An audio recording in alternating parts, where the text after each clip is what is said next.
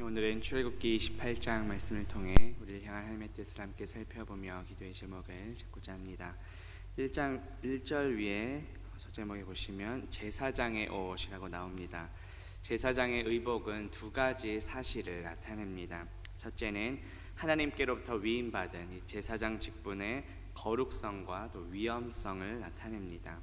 둘째는 이러한 권위를 부여해 주신 하나님께 대한 절대적인 순종을 나타냅니다. 오늘 말씀을 통해 하나님과 우리 사이의 유일한 대제사장이신 예수 그리스도로 옷 입으며 또 우리를 왕같은 제사장으로 불러주신 하나님께 순종하는 저와 성도님들 되시기를 주님의 이름으로 축복합니다. 1절과 3절 그리고 4절에 반복되는 구절이 있습니다. 먼저 1절 후반부에 보시면 나를 섬기는 제사장 직분을 행하게 하되, 그리고 3절 후반부에서는 내게 제사장 직분을 행하게 하라. 4절 후반부에서는 내게 제사장 직분을 행하게 하라. 이렇게 세 번이나 반복해서 강조하십니다. 제사장은 하나님과 백성 사이를 중재하는 역할입니다. 어떻게 보면 백성들을 위하여 존재한다고도 볼 수 있지만 근본적으로는 하나님을 위하여 일하는 자입니다. 우리가 교회 내에서 사역하고 섬기고 봉사하는 모든 것들도 마찬가지입니다. 한편으로는 연약한 성도들을 세우고 섬기는 역할도 되겠지만 근본적으로는 모든 것들을 통하여 하나님께 영광이 되어야 합니다. 하나님을 위한 예배, 하나님을 위한 사역과 봉사가 되어야 합니다. 본문 3절에 보시면 너는 무릇 마음에 지혜 있는 모든 자 곧 내가 지혜로운 영으로 채운 자들에게 말하여 아론의 옷을 지어 그를 거룩하게 하여 내게 제사장 직분을 행하게 하라고 말씀합니다. 하나님께서는 제사장의 옷을 누구에게 짓도록 명령하셨습니까? 마음에 지혜 있는 모든 자들입니다. 이 지혜는 무엇일까요? 하나님께서 채워주신 지혜의 영입니다. 지혜는 히브리어로 호크마인데 단순히 지식적으로 총명한 것뿐만 아니라 기술이 뛰어나고 숙련된 상태를 가리킵니다. 하나님께서는 지혜의 영을 채워주셨습니다. 이 영은 히브리어로 루아흐인데 우리의 호흡, 마음이라는 뜻도 있지만 성령을 가리킵니다. 다시 말해 하나님께서 채워주신 지혜의 영은 곧 성령님께서 주시는 재능과 지혜를 가리킵니다. 우리가 가정과 직장 또 교회 등에서 하나님께서 맡겨주신 일들을 행할 때 우리의 힘만으로는 불가능합니다. 하나님께서 주시는 지혜와 능력으로 감당해야 합니다. 그리고 하나님께서 다 알아서 해주시겠지라는 자세도 언뜻 보면 믿음이 있어 보이지만 그것 또한 무책임한 생각입니다. 하나님께서 주시는 지혜와 능력을 구하되 우리 편에서도 최선을 다해 주신 그 지혜와 능력을 잘 활용하도록 힘써야 합니다. 성령은 곧 예수 그리스도의 영이십니다. 예수 그리스도는 하나님의 지혜이십니다. 신약성경 고린도전서 1장 24절에 보면 그리스도는 하나님의 능력이요 하나님의 지혜니라고 말씀합니다. 예수 그리스도의 지혜와 능력으로 맡겨진 사명을 충성스럽게 감당하는 저와 성도님들 되시기를 주님의 이름으로 축복합니다. 본문 4절 보시면 그들이 지을 옷은 이러하니 곧 흉패와 에봇과 겉옷과 반포 속옷과 관과 띠라. 그들이 내 형 아론과 그 아들들을 위하여 거룩한 옷을 지어 아론이 내게 제사장 직분을 행하게 하라고 말씀합니다. 하나님께서는 대제사장 그 의복의 규례에 대해서 아주 세밀하게 지시하십니다. 먼저 흉패는 가슴에 착용한 것인데 찬란하고 아름다운 것이란 뜻입니다. 왜냐하면 값비싼 재료로 화려하게 만들어졌기 때문입니다.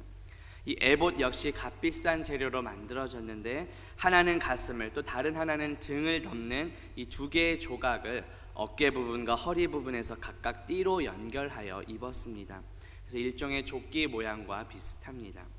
그리고 반포 속옷은 남빛이 나는 실과 흰색 실을 섞어서 짠 무명 속옷입니다. 그리고 관은 보자기 모양으로 머리에 둘둘 감은 것을 가리킵니다. 구약시대의 제사장들이 거룩하신 하나님께 나아가기 위해서는 이러한 거룩한 옷을 입어서 자신의 죄를 가리워야 했습니다. 오늘날 우리는 하나님께서는 왕같은 제사장으로 불러주셨습니다. 신약성경 베드로전서 2장 9절에 보면 너희는 택하신 족속이요 왕 같은 제사장들이요 라고 말씀합니다. 영적 제사장이 된 우리도 하나님께 나아가기 위해서는 우리의 죄를 가려줄 거룩한 옷, 의의 옷을 입어야 합니다.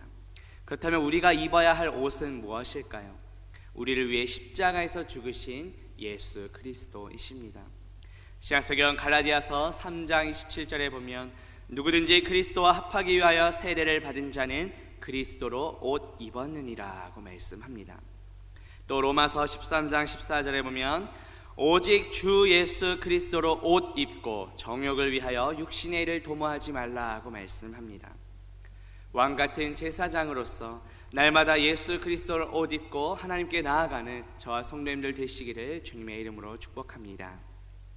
본문 30절 보시면 너는 우림과 둠밈을 판결 흉패 안에 넣어 아론이 여호와 앞에 들어갈 때에 그의 가슴에 붙이게 하라. 아론은 여호와 앞에서 이스라엘 자손의 흉패를 항상 그의 가슴에 붙일지니라고 말씀합니다.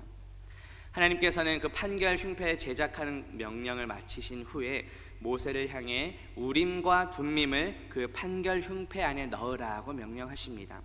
이 우림은 빛이란 뜻이고 둠밈은 진리라는 뜻입니다. 사무엘상 28장 6절에 보면 사울이 여호와께 묻자오되 여호와께서 꿈으로도 우림으로도 선지자로도 그에게 대답하지 아니하심으로라고 말합니다. 여기에서도 우림이 등장합니다. 하나님의 뜻을 분별하기 위한 수단으로 사용되었습니다. 어떠한 일에 대해서 하나님께 가부를 묻는 데 사용되는 그런 보석입니다.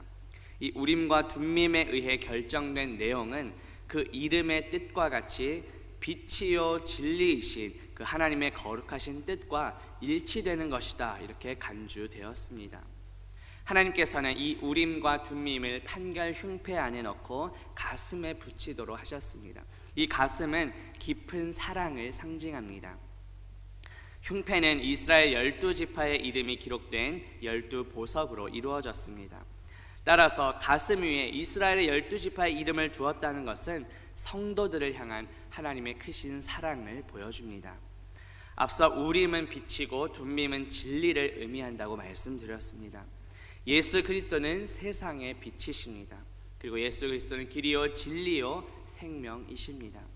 아무런 자격 없는 우리를 위해 빛이요 진리이신 예수 그리스도께서 십자가에서 죽으시고 부활하심으로 우리를 구원해 주셨습니다. 그 크신 사랑을 우리의 가슴속에 항상 간직하며 살아가는 저와 성도님들 되시기를 주님의 이름으로 축복합니다. 보면 36절 보시면 너는 또 순금으로 패를 만들어 도장을 새기는 법으로 그 위에 새기되 여호와께 성결이라 하고 라고 말씀합니다. 이 여호와께 성결을 문자 그대로 직역하면 여호와를 향해 구별된 것, 여호와를 향한 거룩을 의미합니다. 대제사장의 이마에 부착된 금패에 새겨진 글귀입니다. 이 대제사장이나 이스라엘 백성들의 거룩하고 경건한 삶을 살아야 하는 대상이 바로 하나님이시다라는 것을 보여줍니다. 우리가 거룩하게 살아가야 하는 목적은 나 개인적인 것이 아니라 바로 하나님을 위한 것입니다.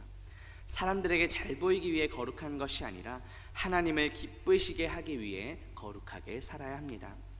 성결은 죄악과 분리되는 것입니다. 하나님의 소유가 되기 위해 나 자신을 바치는 것입니다. 세상으로부터 오염된 그 죄를 깨끗하게 계속 씻는 것을 가리킵니다. 종합하면 나 자신을 돌아보며 회개하는 삶의 모습입니다. 우리는 모두 예수 그리스도의 그 십자가 보혈의 공로로 구원받은 자들입니다. 예수 그리스도의 피를 힘입어 하나님 앞에 담대하게 나아갈 수 있게 되었습니다. 회개가 무엇일까요? 죄악된 길에서 돌이켜서 다시 예수 그리스도께로 나아가는 것입니다. 하나님과 우리 사이의 유일한 대제사장으로서 하나님과 우리 사이를 화목하게 하신 그 예수 그리스도의 피를 힘입어 날마다 하나님께로 나아가는 저와 성도님들 되시기를 주님의 이름으로 축복합니다. 이제 기도합니다. 하나님 아버지, 오늘 말씀을 통해 제사장의 의복 규례에 대해 살펴보게 하시니 감사합니다. 하나님과 우리 사이의 유일한 대제사장이신 예수 그리스도로 옷 입으며 우리를 왕같은 제사장으로 불려주신 하나님께 순종하는 우리 모두가 되게 하옵소서. 예수 그리스도의 이름으로 기도합니다. 아멘.